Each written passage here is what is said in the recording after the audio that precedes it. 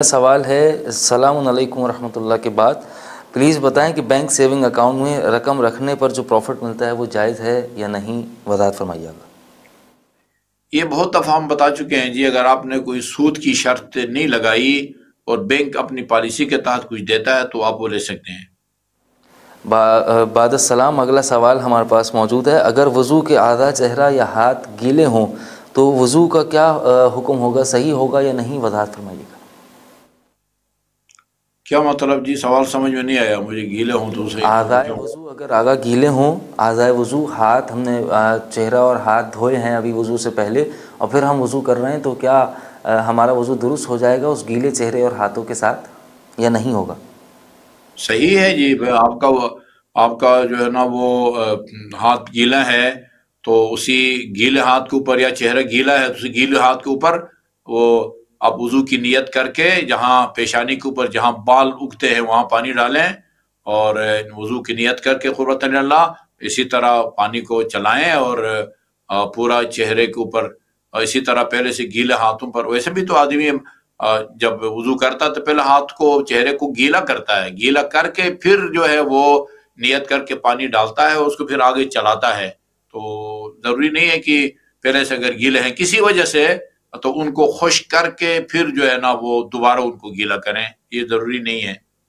آغا صاحب بہت بہت شکریہ۔ اگلے سوال کی جانب جانے سے پہلے میں گزارش کروں گا اپنے تمام ناظرین، دیکھنے والوں سے اور سننے والوں سے کہ آپ حضرات اپنے سوالات ہم تک پہنچا سکتے ہیں۔ ہماری اسکرین کے نیچے چلتے ہوئے نمبر پر آپ ہمیں وائس میسج یا ٹیکسٹ میسج کی صورت میں اپنے سوالات پہنچا سکتے ہیں، جن کے جوابات دینے کے لیے ہمارے ساتھ علامہ شفا نجفی صاحب موجود ہیں، اور یقیناً آپ کو اطمینان والا جواب آپ کو یہاں سے دیا جائے گا جو کہ مجتہدین کے فتاویٰ کے زیر سایہ ہوگا۔ اگلے سوال کی جانب چلتے ہیں۔ آغا صاحب، ایک خاتون نے پوچھا ہے سوال، اور سوال یہ پوچھا ہے کہ آغا صاحب مسلسل تشدد اور مسلسل جو ہے بد سلوکی اور الزامات لگانا شوہر کی جانب سے جاری رہتا ہے، اور ہم ان چیزوں کو سہ رہے ہیں اور کافی دنوں سے، کافی عرصے سے ان چیزوں کو ہم سامنا کر رہے ہیں اور دیکھ رہے ہیں، لیکن اس کے باوجود بھی کچھ کر نہیں سکتی اور نہ ہی ان کے خلاف کوئی کچھ بول سکتی ہوں، تو آغا صاحب کیا حکم ہے شریعت کا میرے حوالے سے کہ کیا میں ایسے شخص کے ساتھ زندگی گزاروں کہ جو میرے ساتھ زیادتی بھی کرتا ہے، میرے ساتھ ظلم بھی کرتا ہے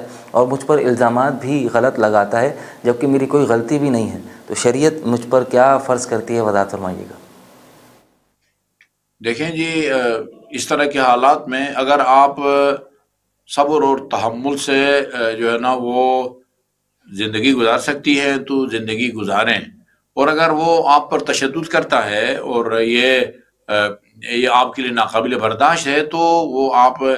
حاکم شرع کے پاس جائیں۔ اگر آپ کا پیمانہ صبر لبریز ہو گیا ہے اور آپ نہیں زندگی گزار سکتی تو حاکم شرع کے پاس جائیں، اور ان کے پاس جا کے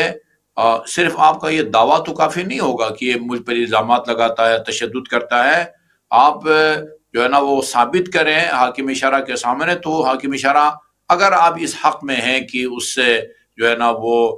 آپ کی علیحدگی ہو جائے، تو حاکم شرع کو جب یہ اطمینان ہوگا کہ وہ آپ پر تشدد کرتا ہے جو ناقابل برداشت ہے، تو وہ آپ کو حاکم شرع اپنے اختیارات استعمال کر کے اپنے آپ کو فارغ کرے گا۔ یہی ہو سکتا ہے۔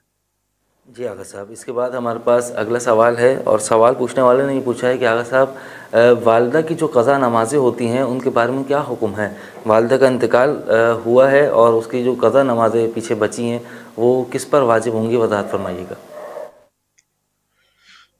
دیکھیں جی، والدہ کی قضا نمازیں جو ہیں وہ ویسے تو باپ کی جو قضا نمازیں ہیں بڑے بیٹے پر واجب ہیں، باقی جو ہے نا وہ باقیوں پر جو ہے نا وہ اخلاقی طور پر سب اولاد پر جو ہے نا وہ فرض ہے کہ وہ اپنی والدہ کو جس کے حقوق ہیں جن کو ہم ادا نہیں کر سکتے جو ہے تو وہ ان کی طرف سے پڑھیں، اور یا کسی کو معاوضہ دے کے پڑھائے تاکہ وہ